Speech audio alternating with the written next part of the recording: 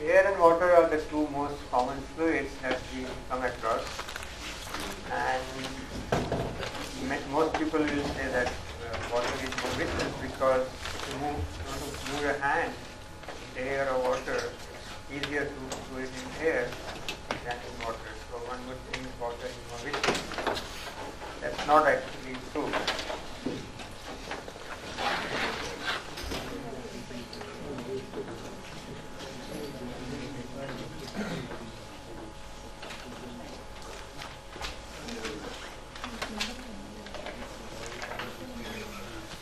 There are too many etas. Yesterday in tutorial you must have seen eta is pseudo rapidity, eta sub s is space-time rapidity.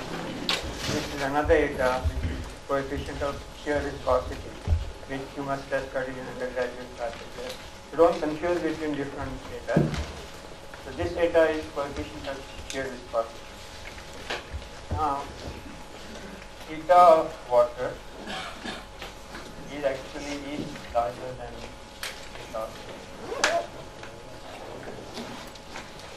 However, one shouldn't be misled by this because you're comparing two very different fluids. They have very different densities. This is not the right quantity to compare with each other. What we should compare, this is called, there's something called kinematic viscosity.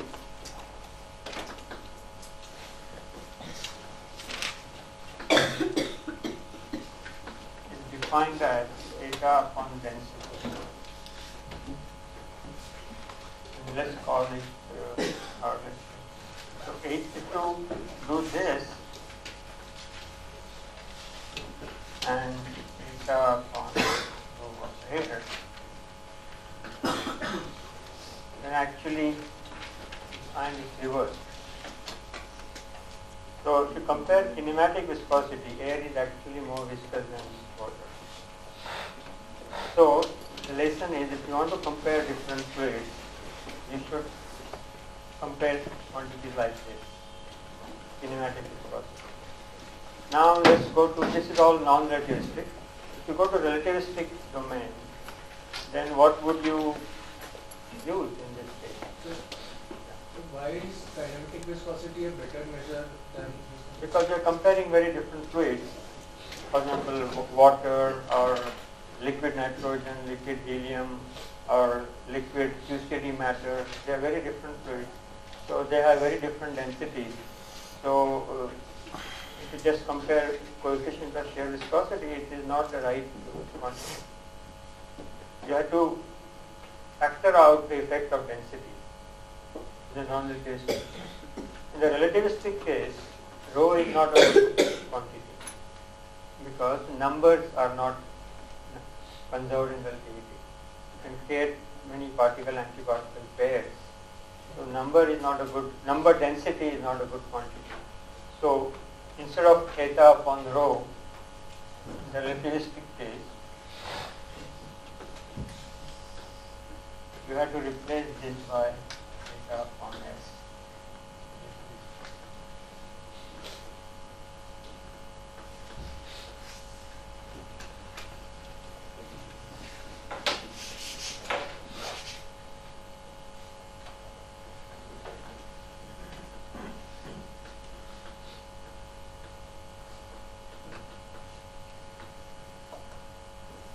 Entropy density, and it's a dimensionless quantity.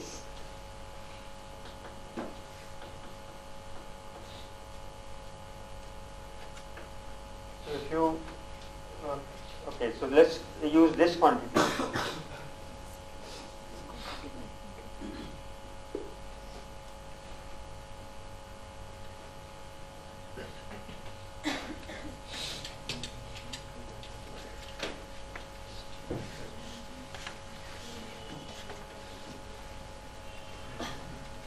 So what is plotted here is eta upon s.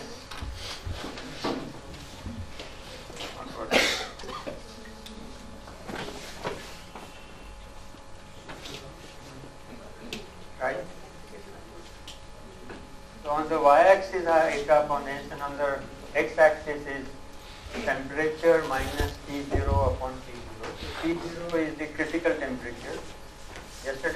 told you what is critical point. So T0 is the temperature corresponding to the critical point.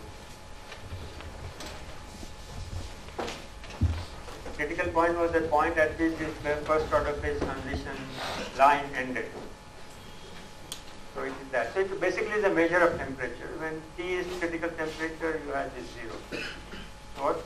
Okay, now this is water, this is nitrogen, this is helium, and this is the QCD matter. So as you can see, for the QCD matter, eta upon S is minimum or less than any other common fluids. It's even less than that of liquid helium by almost an order of magnitude. So that is the meaning of the statement that the most perfect fluid was discovered in these experiments. Now let's look at other things. All these curves are plotted at constant critical pressure. What does that mean? Yesterday I showed you a figure of water in which this was the pressure versus temperature for water, and this was the critical point. So the pressure corresponding to this is QC. So all these lines are at constant pressure, which is critical pressure. That means what we are doing here is we are moving along this line. As you move along, temperature increases. So suppose we start here.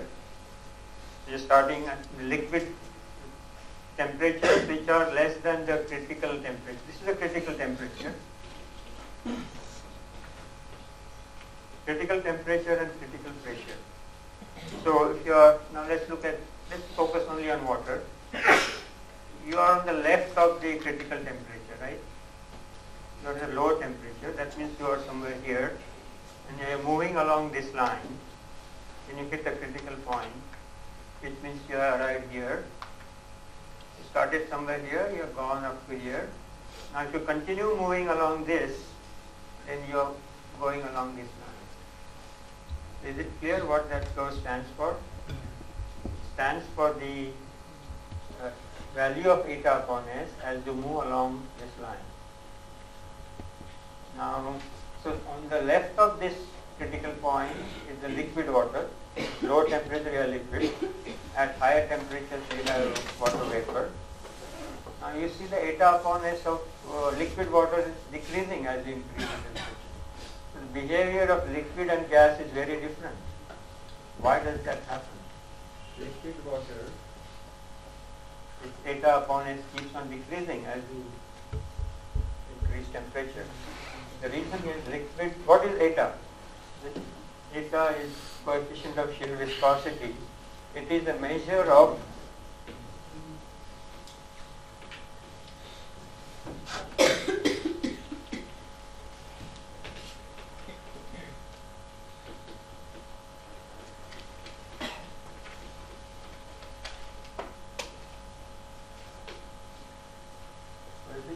viscosity is the ability or measure of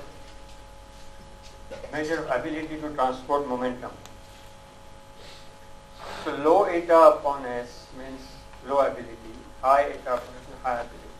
So how does water or liquid water transport momentum? If you look at water, you think it is homogeneous.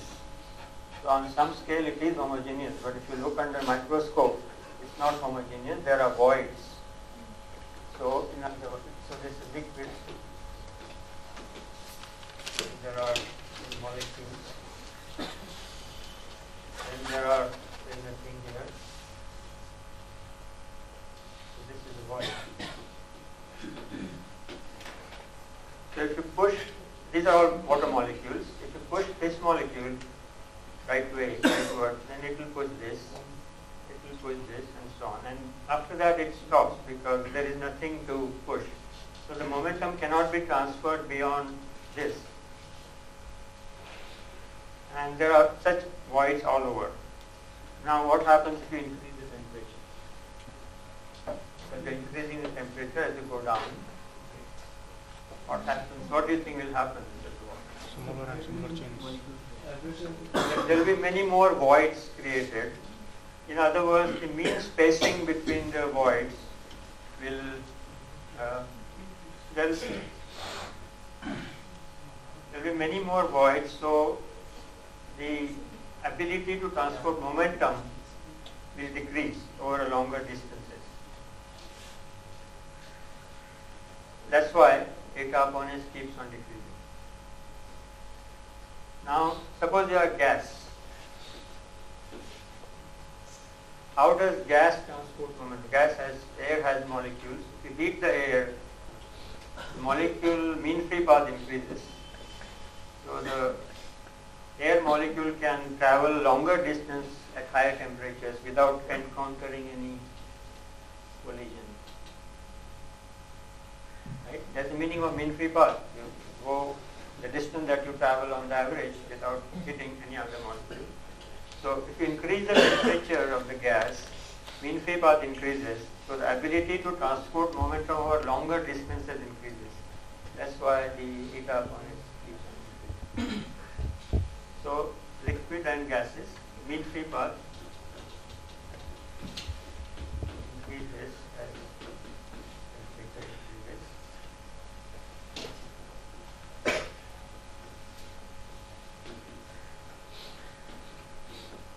Therefore, eta upon s also increases.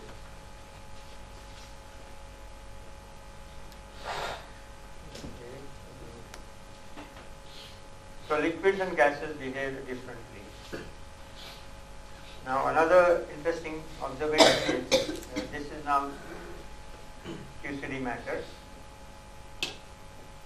At higher temperatures, it behaves like a liquid because at higher temperature above critical temperature, it is degrees of freedom are quarks and gluons, and it behaves like a liquid.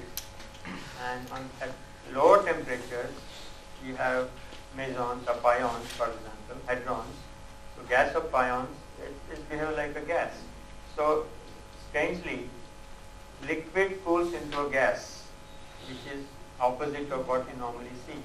Here, gas cools into liquid as you decrease temperature. Here, liquid QCD matter cools into a gaseous QCD matter. There is something unusual happening. So when you hear this statement, the discovery of the most perfect fluid, this is what is meant. Why do you call that a gas and this a liquid?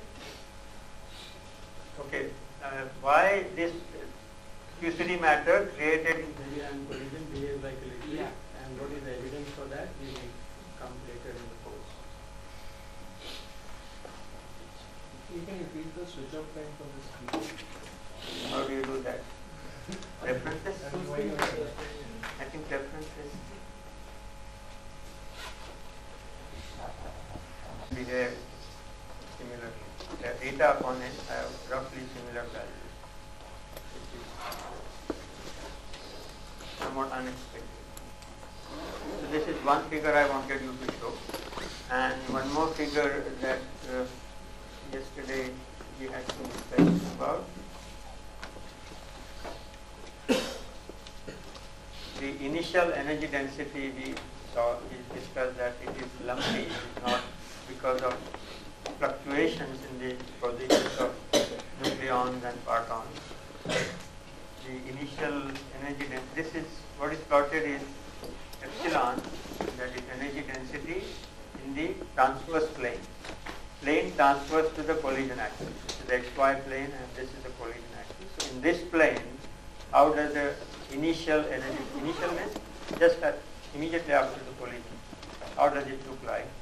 So this is how it looks like. There are some hot spots, a lot of collisions taking place, nucleon, while there are other somewhat cooler spots. It is not at all smooth. Initial energy density, the transverse plane at that equal to 0. This is done in computer to simulate the collision. Central collision means zero impact parameter, head-on collision. And this is the LHC. This is another figure showing similar things. these are various models, predictions. These are two different models. These are a third model at different times. This is at 0.01 for me and this is 0.2 for me. It becomes somewhat smoother as the system evolves. But to begin with, it is very lumpy and not at all smooth. Okay, so this is what this is for completion of yesterday's talk. So let's go back to the lecture.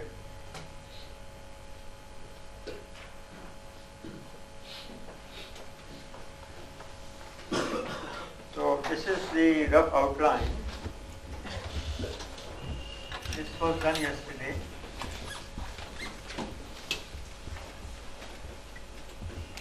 Overview of the field.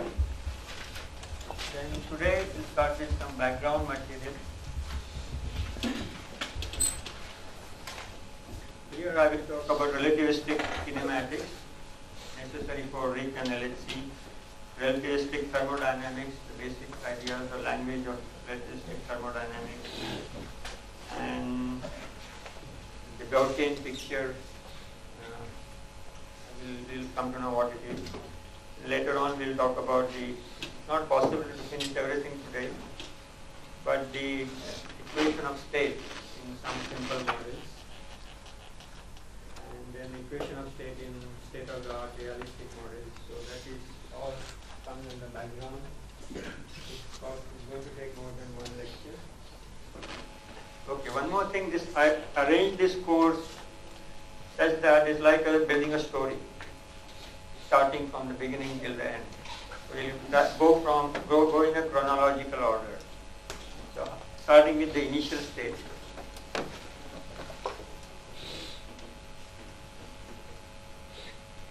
So geometry of the solutions, what are the various variables or observables or variables that are necessary for understanding initial state, and models of the initial state. So will all that will come here. Now, yesterday I talked about various stages of collision. There is pre-equilibrium, then equilibrium, post-equilibrium, and so on. So initially we'll talk about pre-equilibrium.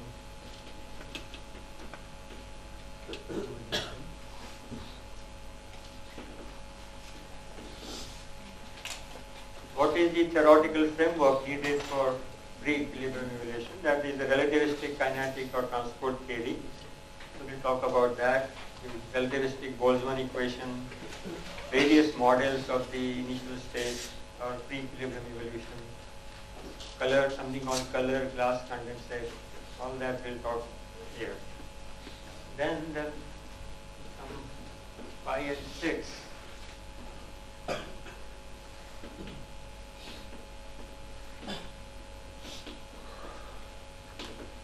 Near equilibrium evolution. That once the system attains near equilibrium, it may or may not be exactly in equilibrium, but if it is near the equilibrium, you can apply hydrodynamics. Here you could not have applied. Here you can use only transport theory. But here you can apply hydrodynamics. So we will discuss that. Fluid dynamics is an effective theory, and we'll talk about relativistic, non-relativistic. Relativistic, there are first order, second order formalisms. All that will come here. Then also post-equilibrium.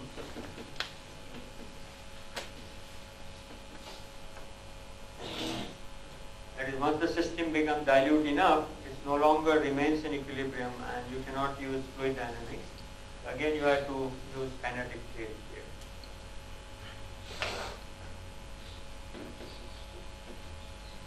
So,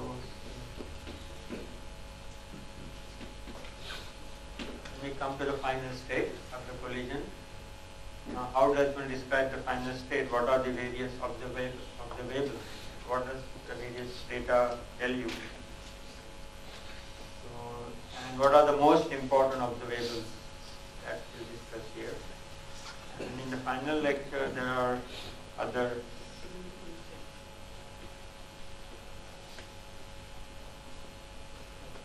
observables which are not the most important ones. So this is the very rough outline. So I'm not sure how it is going to actually work out, but let's see. May not be able to do everything that I would like to.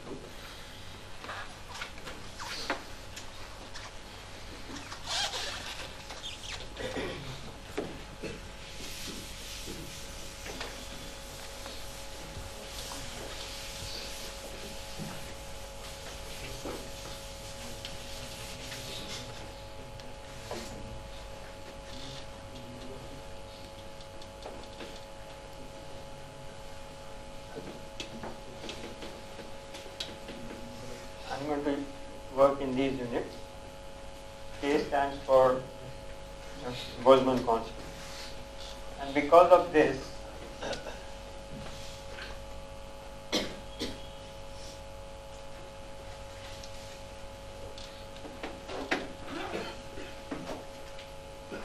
since C is 1, length is same as time in these units. H cross equal to 1 tells you H cross is basically angular momentum R cross P, so dimensionally time and mass are reverse of each other. And mass and energy are similar. And this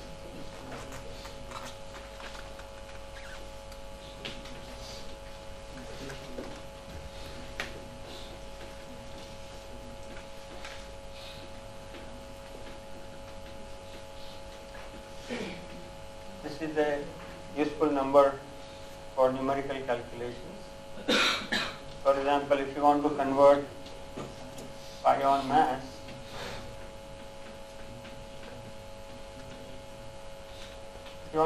into some length, because mass and length are reverse.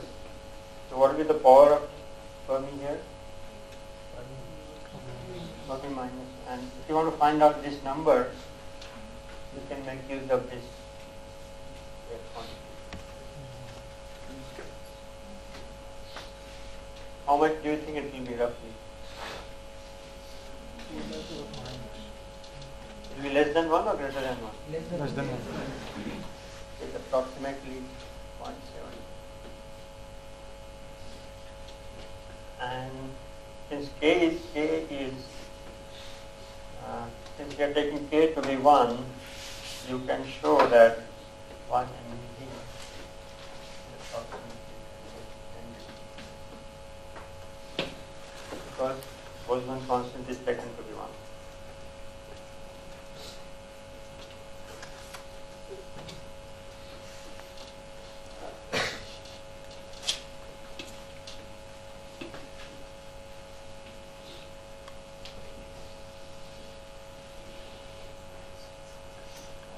Some of these yesterday, that is radius of the proton is about 1 Fermi, more accurately it is 0.88.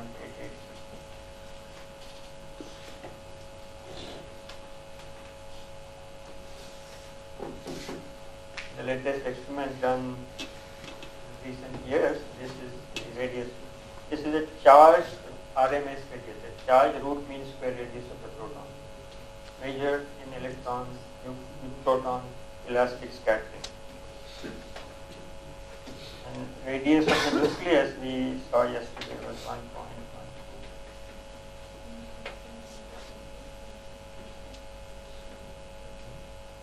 This again is determined in electron nucleus elastic scattering.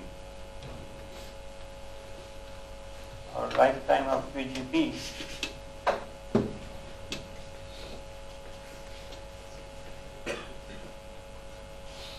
Fermi.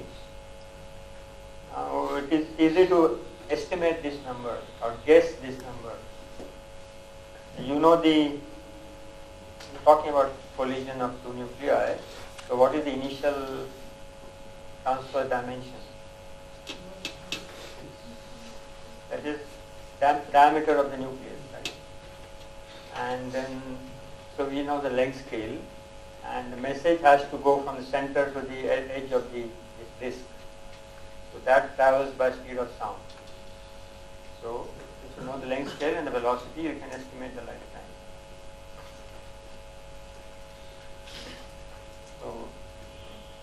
A, that is the nuclear radius, divided by speed of sound.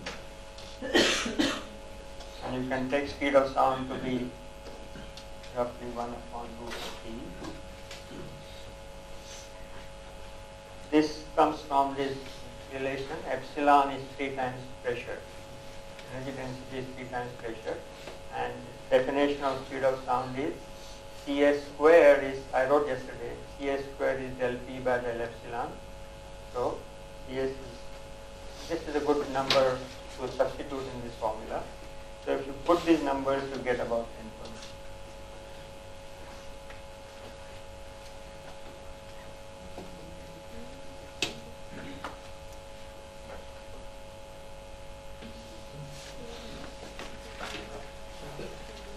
So these are various length and time scales, and I also mentioned that this is the transition temperature, 155 MeV, which is 12 Kelvin. And I also mentioned that the temperature of the sun at the core is million degrees Kelvin. Now let's talk about densities.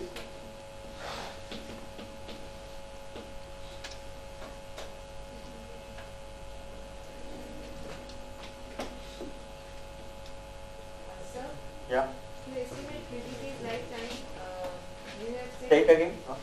to estimate the QDP's lifetime, why have you taken speed of sound? Because how else the message will go from one point to another point in the data? It cannot travel with the speed of light because these are particles have masses. So that is the most relevant quantity. The message has to travel from one point to another point. It's a fluid or fluid material. So it travels with the speed of sound. Sound, not the speed of sound in air, but in that material.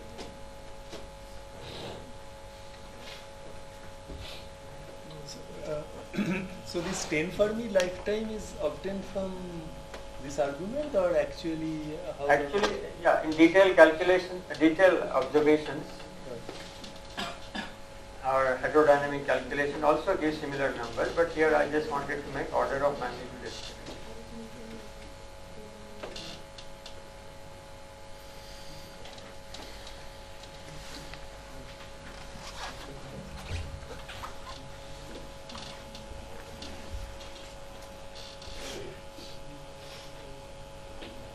Normal nuclear matter, that is the matter inside a big enough nucleus, like lead nucleus.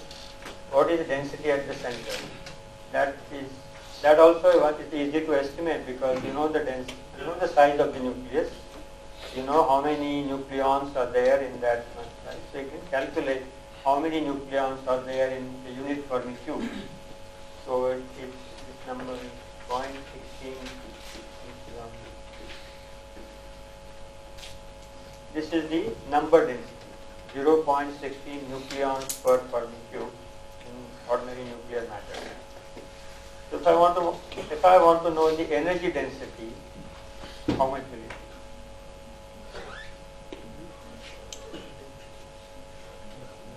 be? Yeah, you know the nucleon mass. How much is it? 160 160 MeV.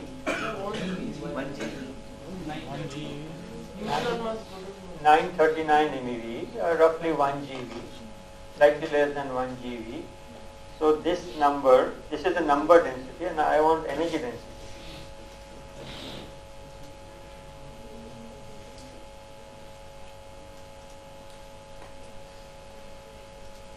If it is 1 GeV, then how much will it? Suppose you take 1 GeV to be the mass. What will be the energy density? 0.16 GeV upon Fermi cube. But since it's slightly less than that, so this is 0.15.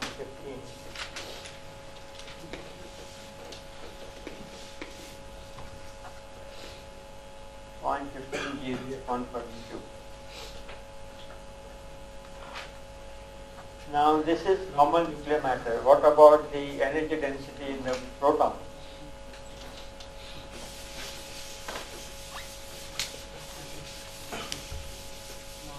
it be less or more?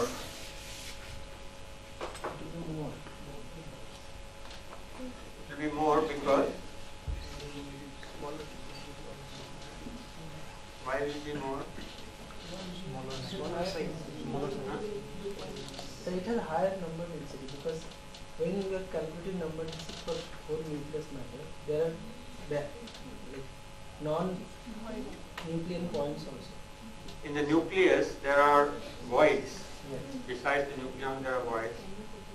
But if you just talk about single nucleon, there is no question of any void. So it is higher than that. Nucleon.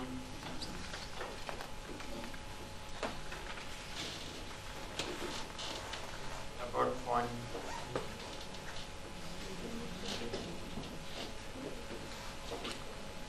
Using the radius of the proton and given there and the mass of the proton, you know both of them, we can find out the nucleon energy density is about 0.33 GeV. Now from estimates or theoretical estimates based on lattice fluidity, for example, for transition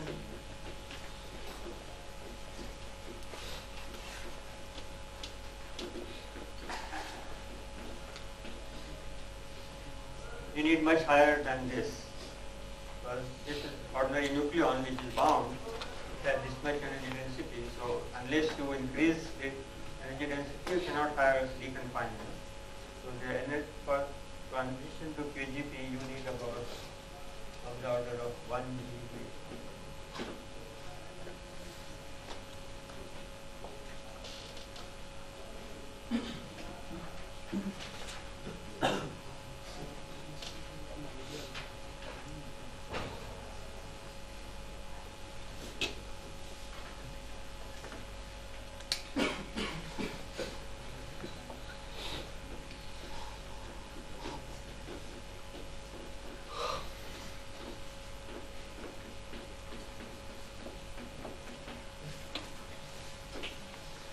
Relativistic kinematics for weak or LHC. So this is the geometry collision.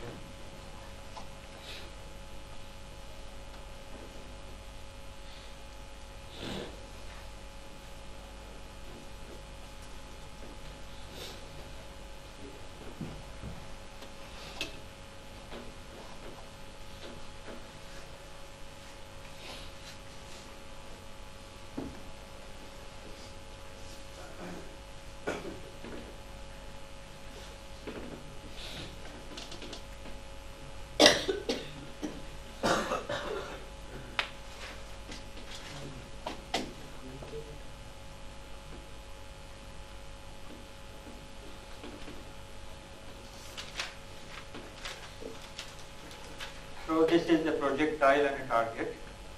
For simplicity, I am assuming identical nuclei. It could be gold on gold, or it could be lead on lead. Gold has 197 neutrons. The projectile is coming this way, while the target is going that way in the center of mass frame. And there is the longitudinal direction, and xy plane, which will be perpendicular to the plane of the figure, is called the transverse plane or azimuthal plane. And now one more basic thing, I am going to use this.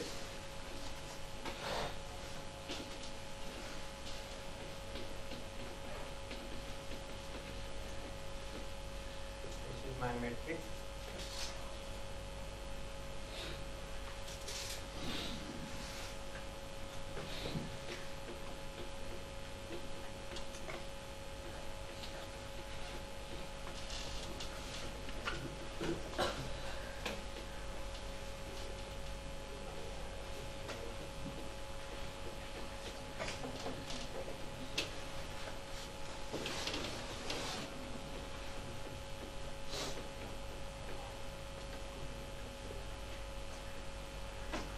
So pt is the transverse momentum Pz is the longitudinal momentum, and in the problem sheet we have also defined mt, the transverse mass, which is square root of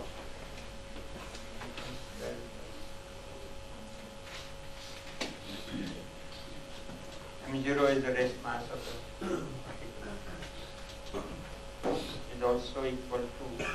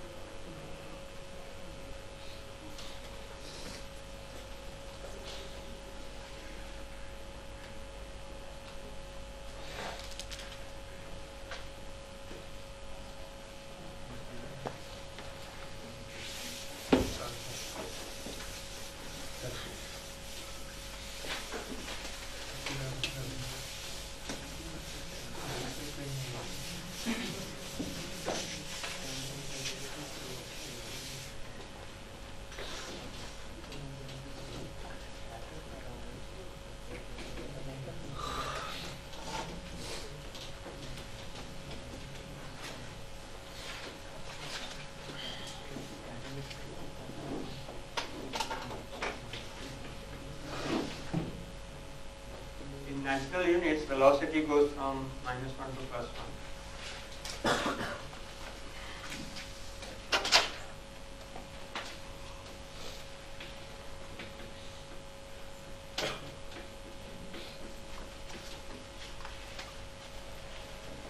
In ultra-relativistic collision, most of the particles are traveling with speed which is almost equal to 1. Now, a bunch of particles all moving almost along straight line, and they are all having similar velocities.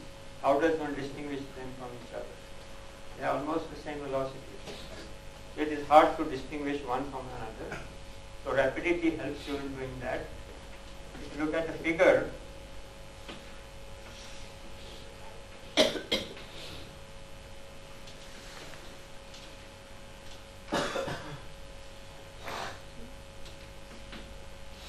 velocity is only between -1 and +1, but rapidity goes from -infinity to +infinity.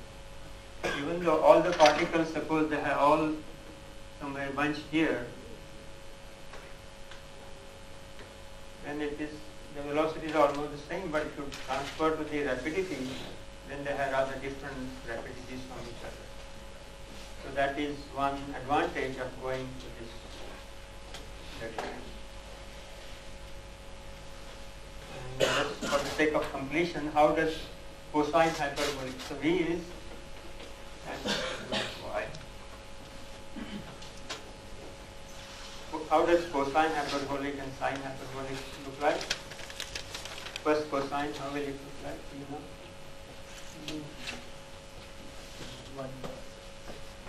√1 minus j square. I just want a plot of it, not the definition. It looks like this.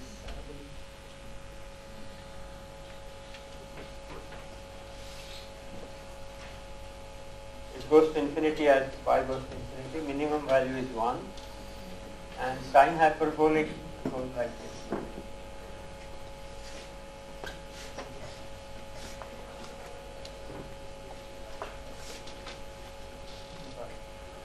It also goes to infinity.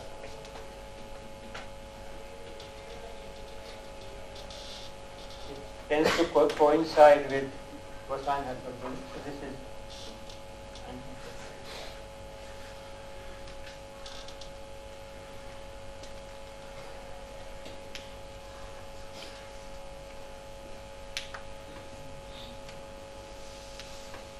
so as I said, rapidity allows you to stretch the range from -1 .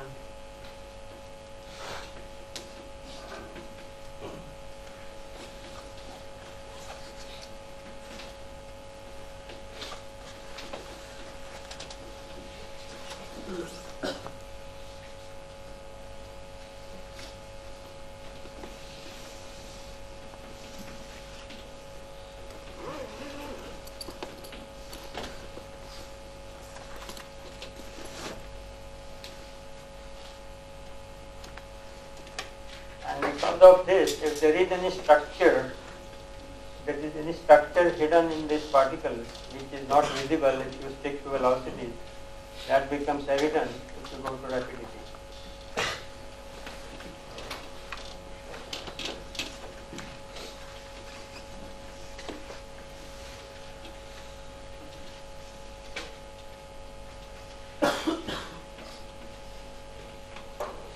Sir, Yeah. this sine hyperbolic curve looks something wrong here. Because cos hyperbolic square minus sine hyperbolic square equal to 1. So is it Cos hyperbolic minus sin hyperbolic equal to 1. cos hyperbolic square minus sine hyperbolic square equal to 1? But here it is like more than 1 sometimes.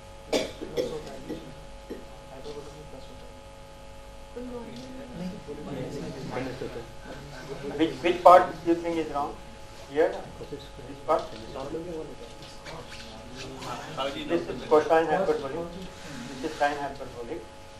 And I'm not saying their magnitudes are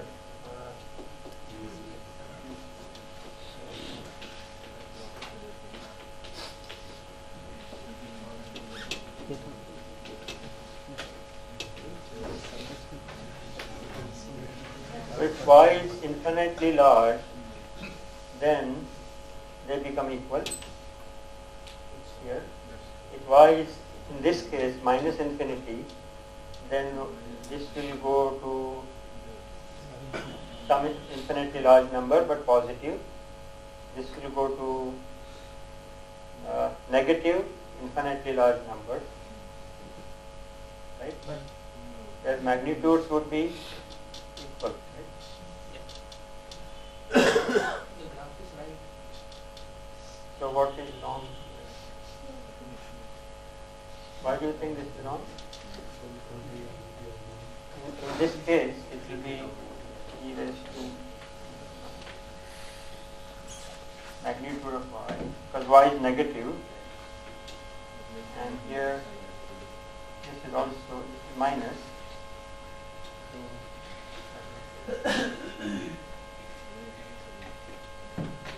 Y, I'm talking about this end of this limit. Y is some negative and large number, so you get this, and this is for sine hyperbolic. So they only differ in the sign. Is that okay? So the advantage is structure, if any, in the particle distribution.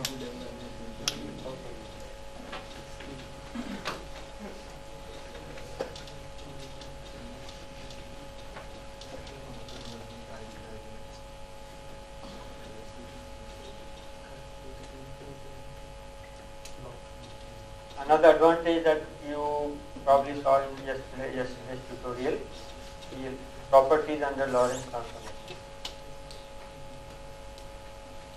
So under boost,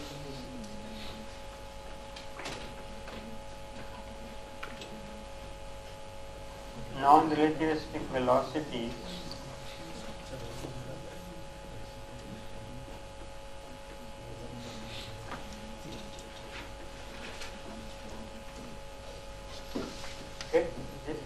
non-relativistic velocities under boost transform additively, that we know, Galilean transformation.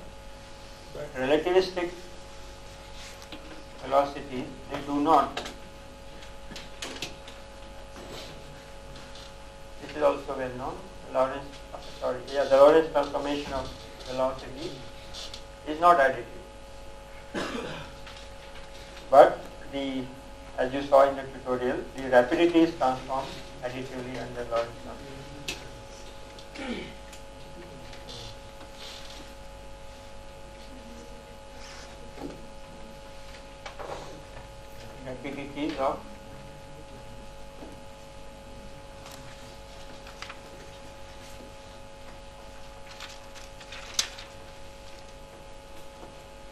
Rapidities of relativistic particles transform additively.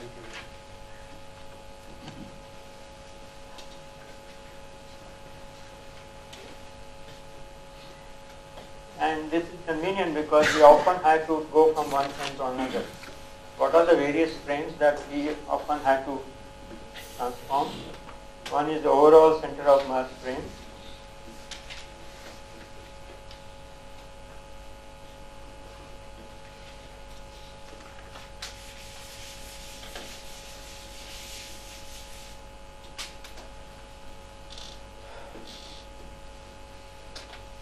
this is one frame.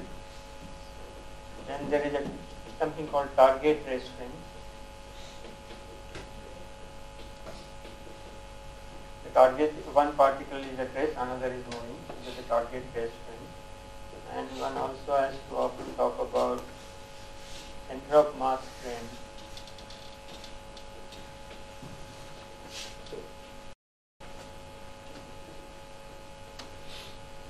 And center of mass frame of a sub-process. One particle can go to another particle and 2-3 particles, and you may want to talk about center of mass of some sub-process. So that's another frame. So you have to keep on transforming from one frame to another.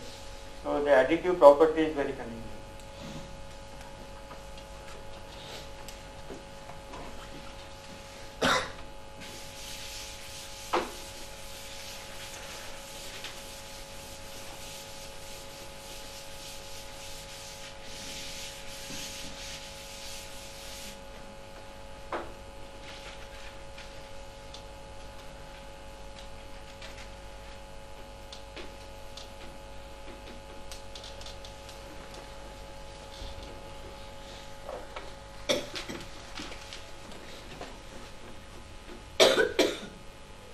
E plus Pz and E minus Pz.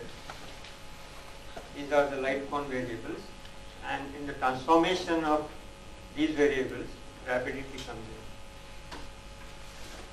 So E plus, you can actually check E plus Pz goes to E prime plus or minus Pz prime. It goes right.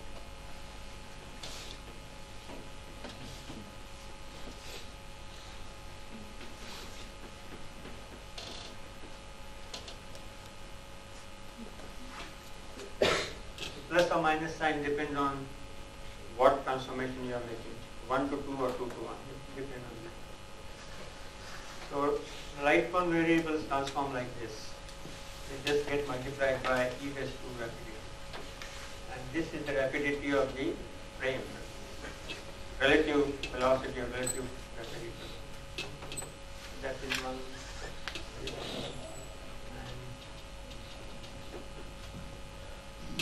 Finally, high energy.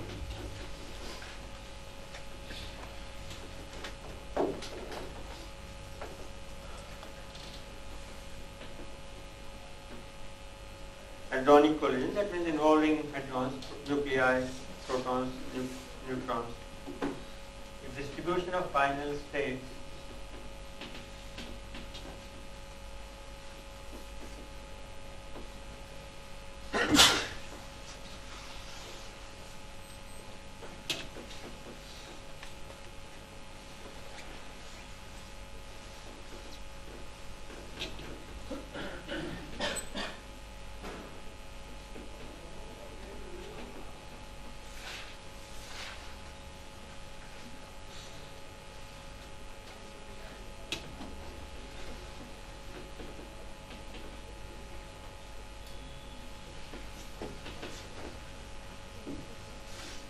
high energy hadronic collision, the distribution of final state hadrons is approximately invariant under boost in the z direction. This is an instrumentally observed fact,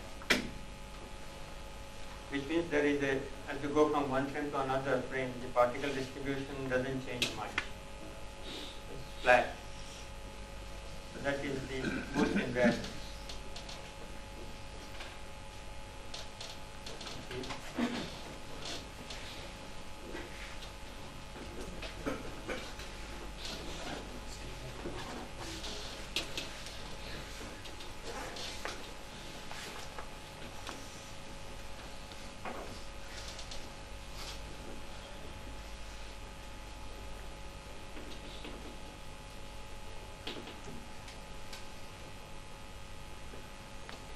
Distribution is uniform in rapidity.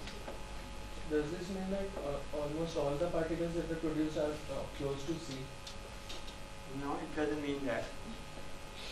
It means if you plot, I will show you a figure.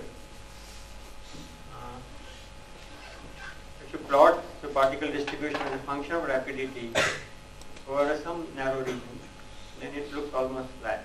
It doesn't depend on the rapidity. And since it doesn't depend on rapidity, that means all observers moving relative to each other, they see the same distribution. That happens with light.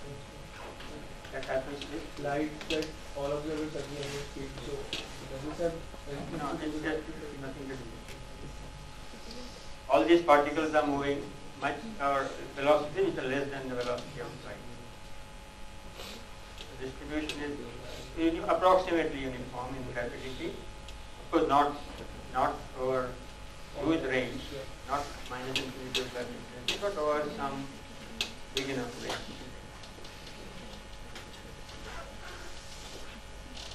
So that shows that rapidity is an appropriate variable to talk about.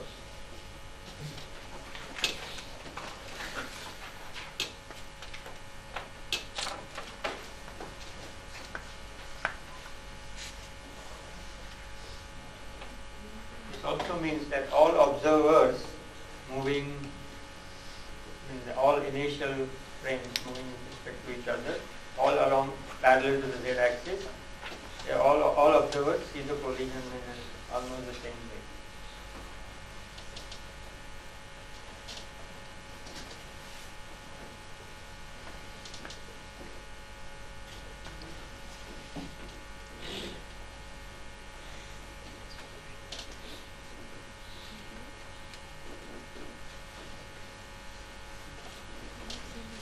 There is a problem in the tutorial sheet.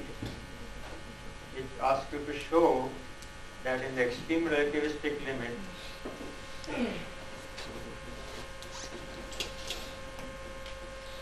y goes to j.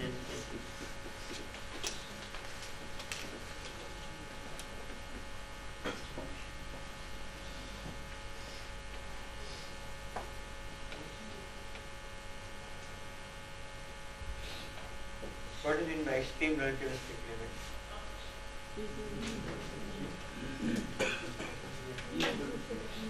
Ignore the rest masses. So that is m is very small compared to. You actually ignore it.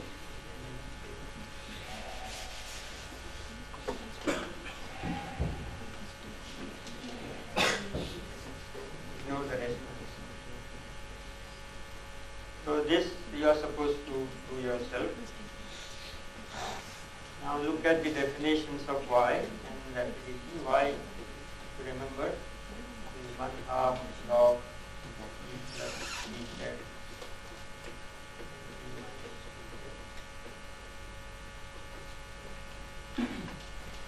Look at these two definitions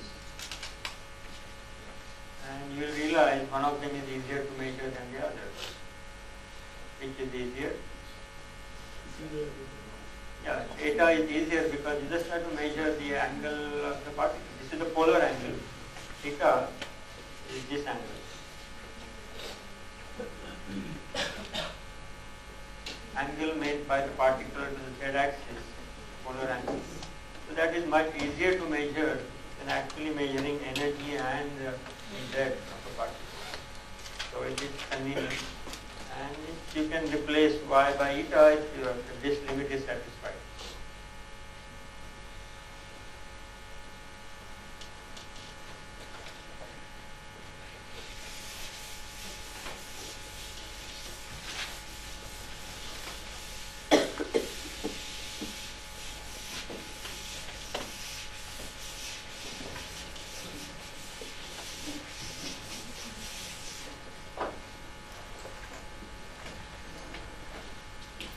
Sir, this is the distribution of what? Where? Is this, when you say distribution, Yeah. the above statement, yeah. Distribution in what space? Distribution in rapidity space is uniform. Which means you plot distribution, that is number of particles essentially, as a function of rapidity. Distribution is uniform in rapidity. This is it is flat.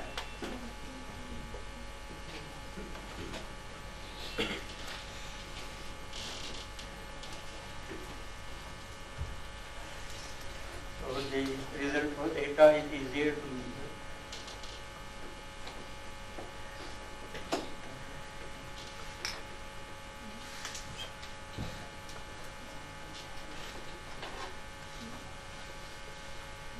tell me which of these is larger, y or eta?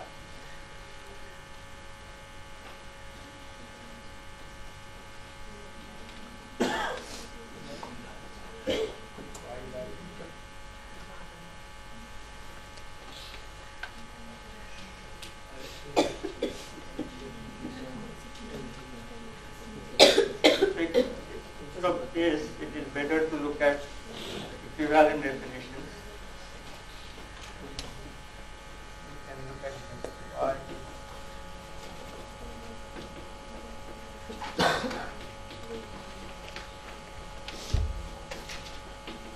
What will it be?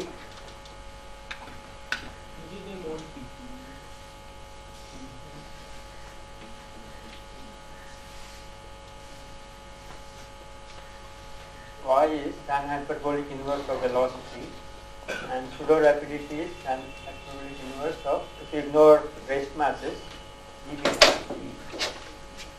is the magnitude of the three vectors. So from this it should be easier to find out which is larger.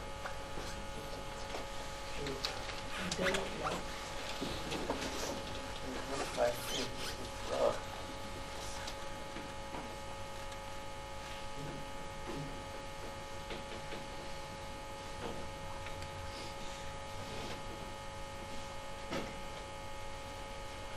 this is the plot of tan hyperbolic inverse of any variable. So we found that P, okay, now you tell me which is larger. First of all, is this large or this large? Which of these two is larger? This is larger because this P is smaller and the argument is larger, then the tan hyperbolic inverse is also larger. So y is smaller than.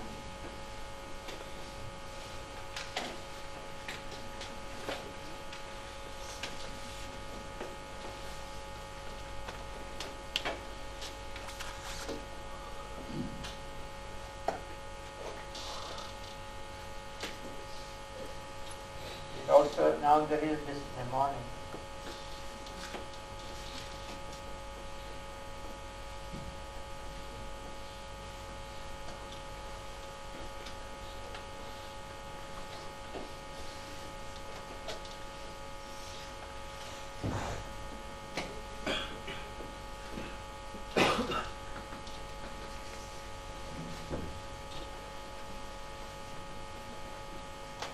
I'm going to treat these as hyperbolic angles.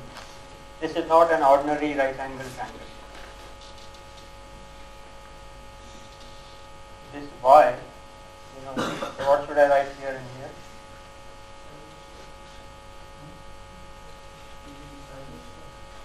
No, look at this definition. So what should I write here? Here and here. It's not an ordinary right angle triangle. This is not E square plus P square. It is actually E square minus P square. Mass. This is empty. Transverse mass.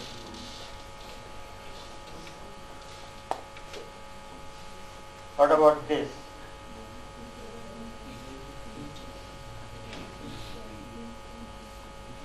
This? And here? P square.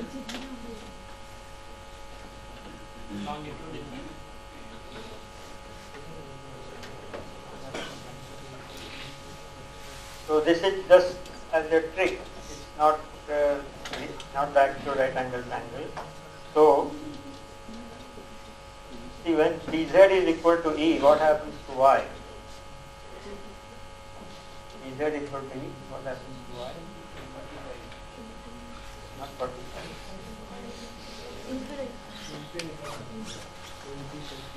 This is dz, E means is 1, velocity is 1. Velocity is 1, corresponding rapidity is plus infinity. So Pz is equal to E, actually this goes to infinity, but this angle can be misleading. So just be careful. This is not an ordinary triangle. y can go to infinity, unlike in an ordinary time. Similarly here, when pz is equal to p, pseudo rapidity goes to infinity, theta goes to infinity. So just be careful. From this angle also you can tell which is larger. In this case, it has pz in both places. This p is smaller number, right? P is smaller than E. So this theta will be larger. Smaller here also.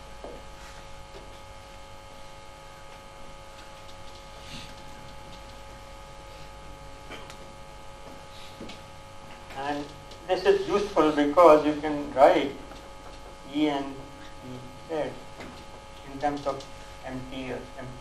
Can you tell me what this is? Immediately looking at the triangle you can tell. Equal to d square plus pz square. empty cos hyperbolic. And this one?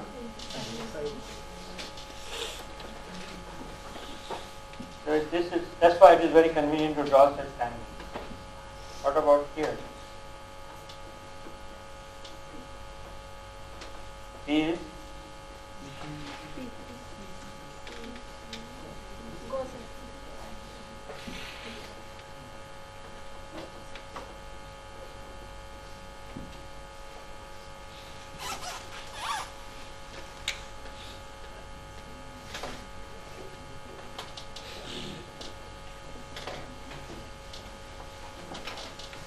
can also write Pz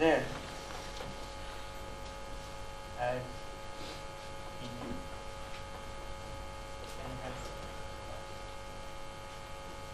That we already know that.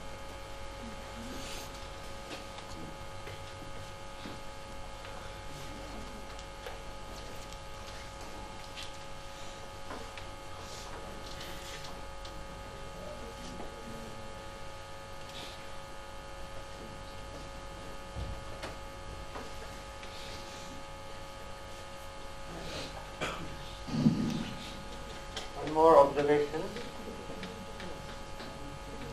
for the fixed. For a fixed root S. Root S is, what is root S? Center of mass energy. So you have some Fixed given center of mass energy, you cannot have arbitrarily large velocity, right, in the final state. You start with some finite energy. Then the final state particles which are produced will have finite velocities, finite momenta. And so rapidity will also be finite, because rapidity and velocities are related. So for a given or for a fixed root S, velocity, rapidity are bounded.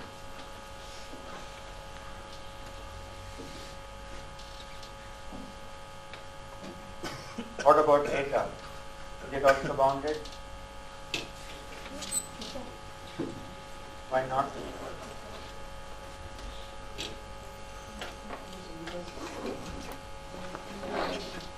Look at the definition. along z direction pz by p is Is this bounded? Theta can be 0, right? Particle can go along their axis. Finite energy particle can travel along their axis. So theta is 0. So tan of 0 or log of 0 is minus infinity. So it can be infinitely large, even if particle has a finite velocity or a momentum.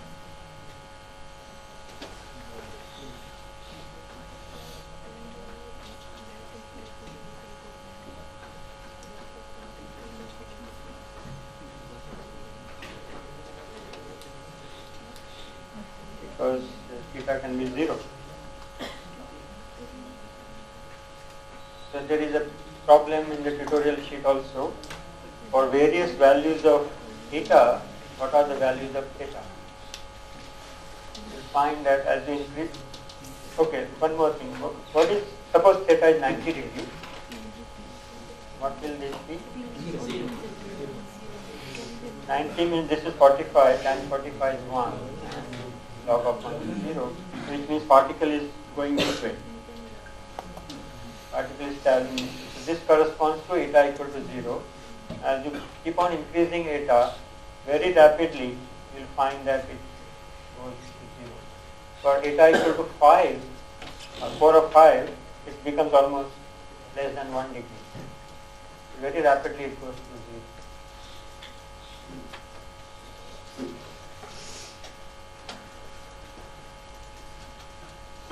There is one more problem in the tutorial about distribution in y and distribution in eta. So that also you should try to do. Let me show you a figure. This figure is relevant to one of the problems in the tutorial.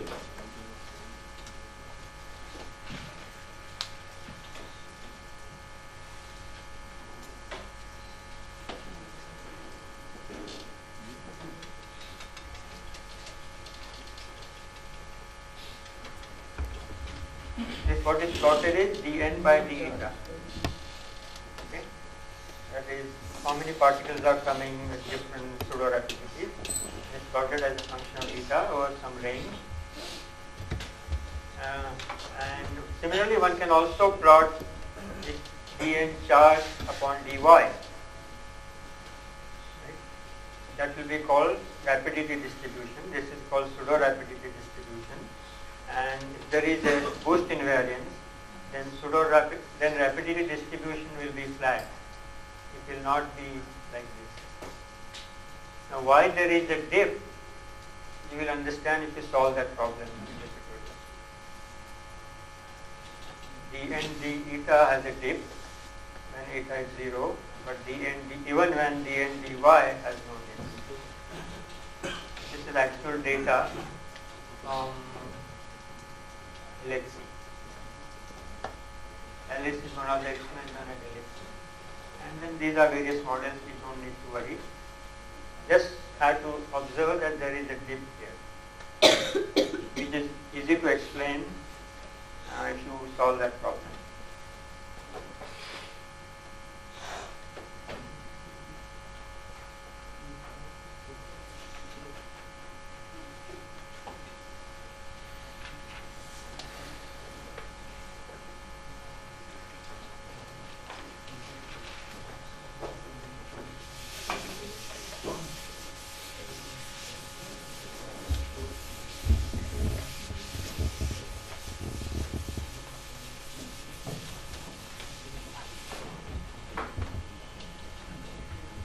With these preliminaries, let's go to relativistic heavy ion collision.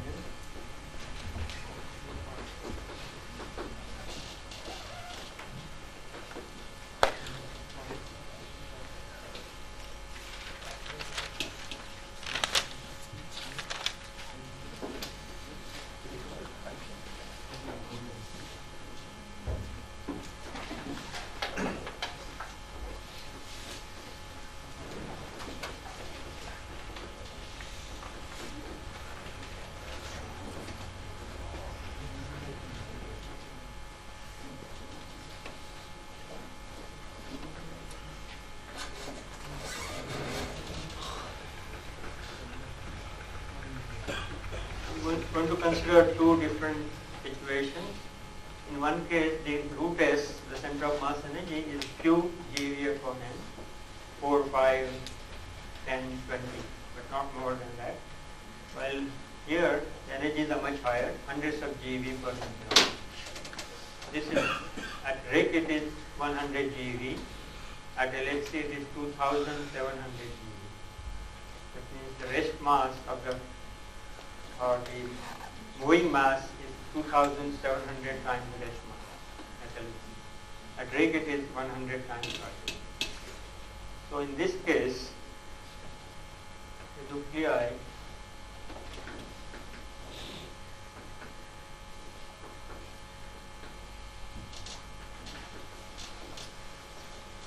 they tend to stop each other. Energies are not large enough for them to pass through each other. Here,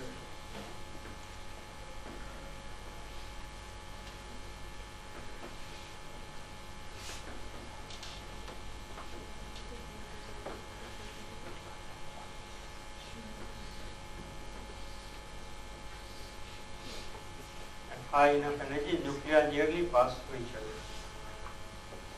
And since they tend to stop each other, what kind of a system will be formed here? The baryon number will be what? Small, large? It will be very large because all the baryons are stopped.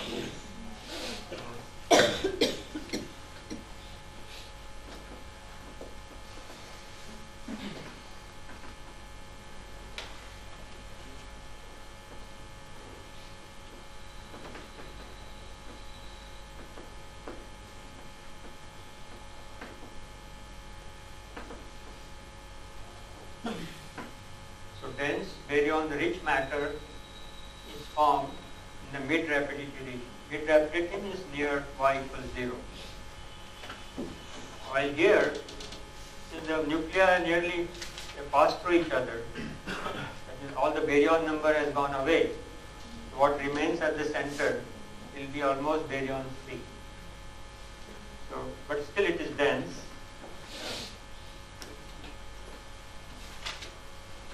Nearly baryon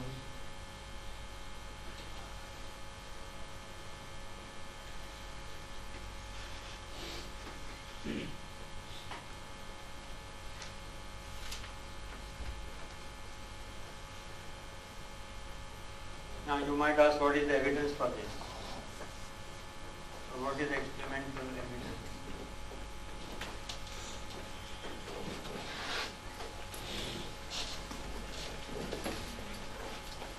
Let me show you a figure. Now before I show you the figure, what do you think will be the number of protons minus number of antiprotons?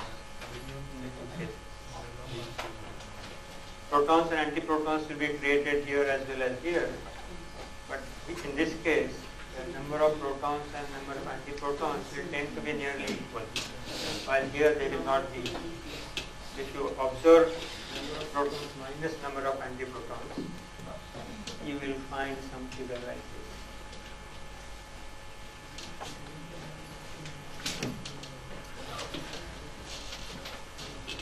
So what is plotted is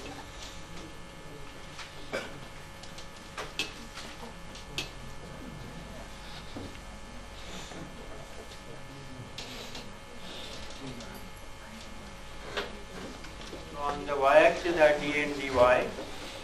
Now this is rapidity distribution of net protons. That is d and dy of proton minus d and dy of antiprotons as a function of center of mass rapidity at three different energies. AGS is the lowest energy, SPS is somewhat intermediate, and rich is even higher. And there is a similar figure for LHC also, which I know. Let's first look at AGS, the lowest, that is the angles. So since it belongs to this category, then nuclei nearly tend to stop each other, so the net baryon number is large at the center. If you increase the energy, it has gone down. If you increase it further, it has gone down even more. At LHC, it will be even less than this. So this is an experimental evidence that the nuclei nearly tend to pass through each other if the energy is high enough. And how does one understand this theoretically? That comes next. And so is this figure clear? I can close it. So we have to understand this theoretically, why we pass through each other.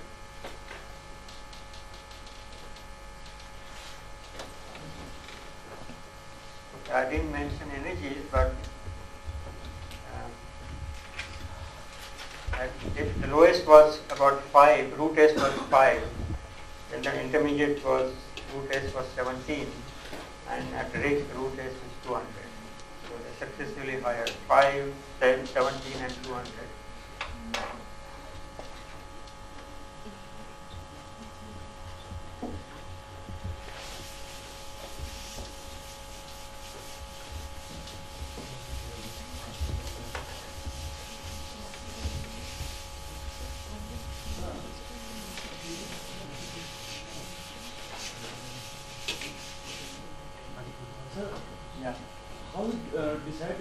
mid-rapidity region. Mid-rapidity means y is close to 0. Yeah, but elasticity 0.9, mod of matter 0.9. It's arbitrary. You can go from -1 to +1, -half to +1/2, or -2 to +2. So it depends on what you want. Mid-rapidity means region near rapidity equal to 0 in the overall center of mass. In experiments like which do we have control over because can I choose 250 over 200? Rig machine is built such that okay, you can reduce it, but you can't go higher than No, Raman. so, but I can control it up to certain extent. Yeah, you can control it. Maximum is 100 for nucleus collision. For proton collision, it is I think 500. But for nucleus 100 is the maximum, and then they have done experiments even at much lower, like 7, 5, 10. You can also change the nuclei. You can collide gold on gold, or copper on copper, or uranium on uranium. But at LHC, they have done only lead on lead so far at various energy.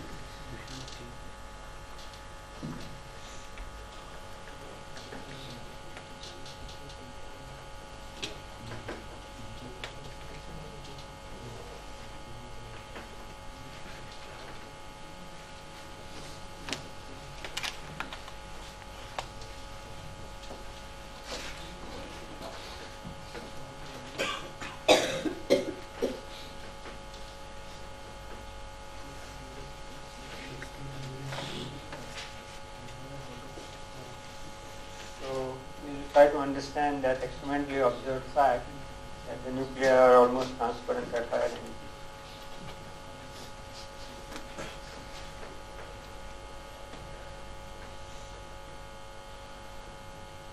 That will also give me an opportunity to describe what is in my Gaussian picture of high energy collisions. This is essentially a space-time picture.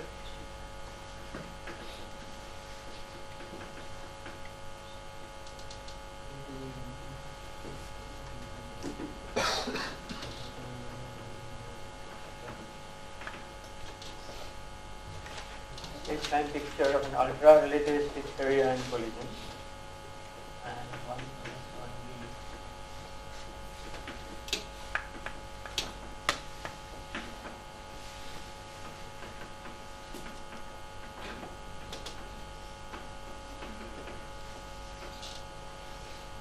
So we are going to ignore the x and y directions.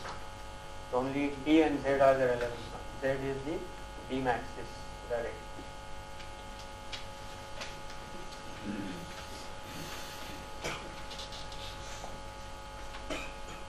So again, consider same thing.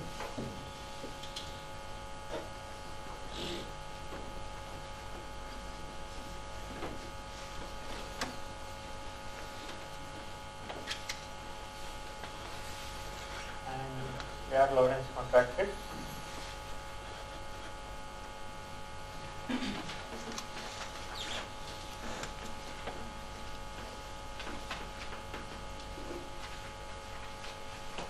Collision happens at z equal to 0 and at time also equal to 0.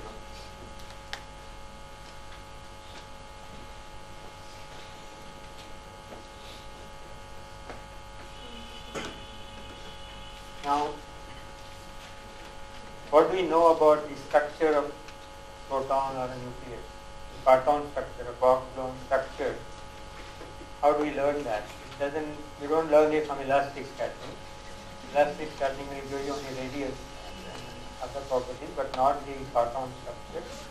That is studied using deep inelastic scattering experiments.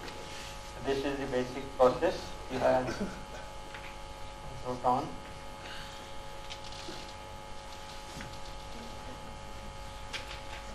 This is an electron. Could be electron or a muon or a neutrino. And then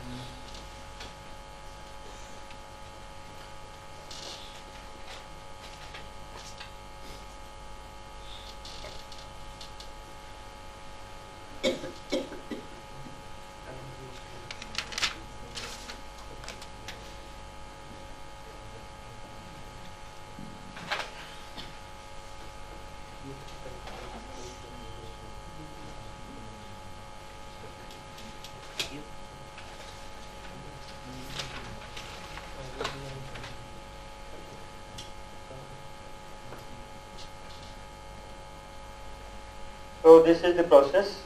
This is proton coming in, lepton also coming in, and I am removing or looking at only one quark or an antiquark hitting an lepton. They are interacting by exchanging a virtual photon, and you detect. This is detected. And this is not detected.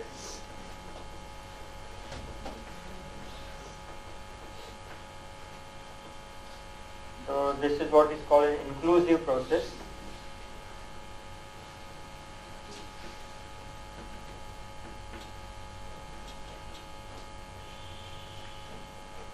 Inclusive in the sense it includes everything. You don't care what X is, you only detect the outgoing electron. Measure is anything else. So this is what is called deep inelastic scattering, and that teaches us what is this proton made up of, how many quarks are there and gluons and quarks, etc. And this X, which is X dot same,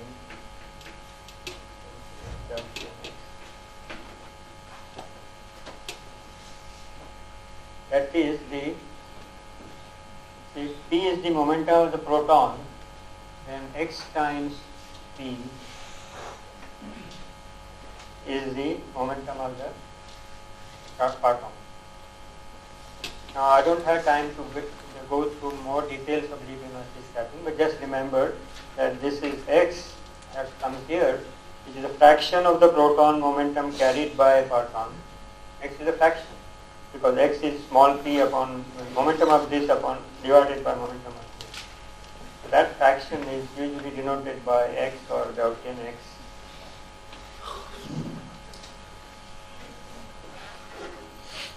And whatever you have learned over the last 40-50 years by doing this is shown in this figure.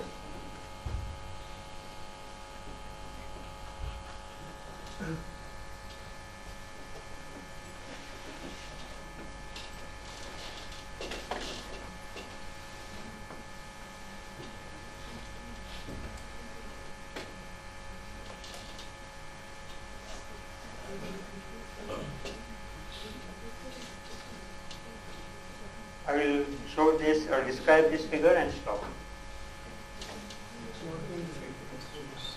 Yeah, I don't know why.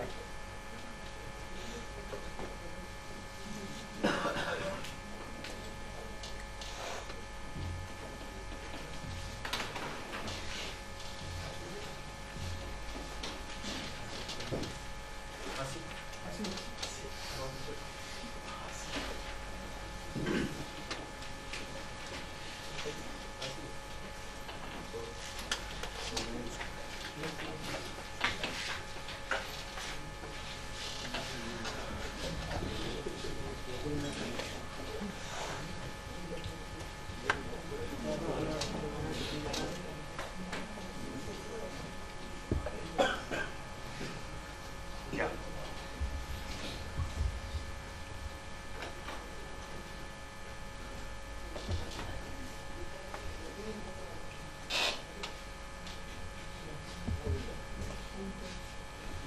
No, take it out.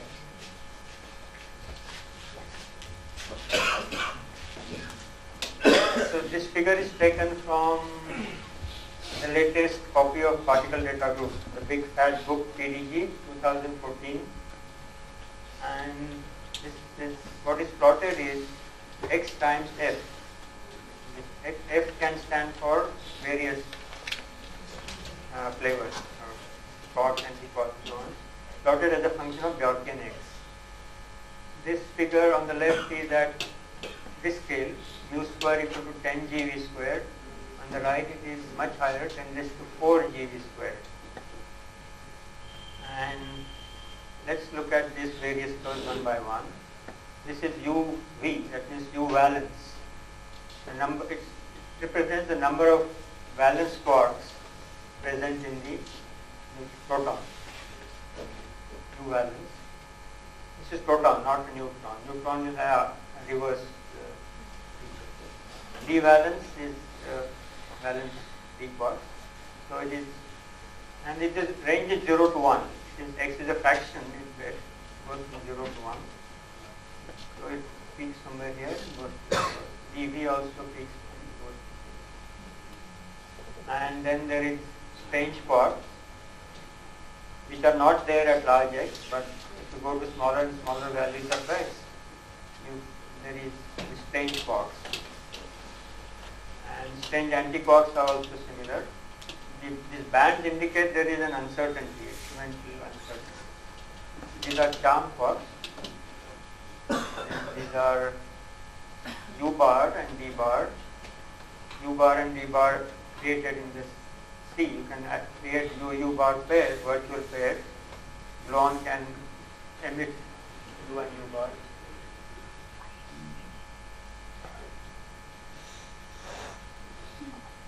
And this is gluon. Look at this. This is G upon 10.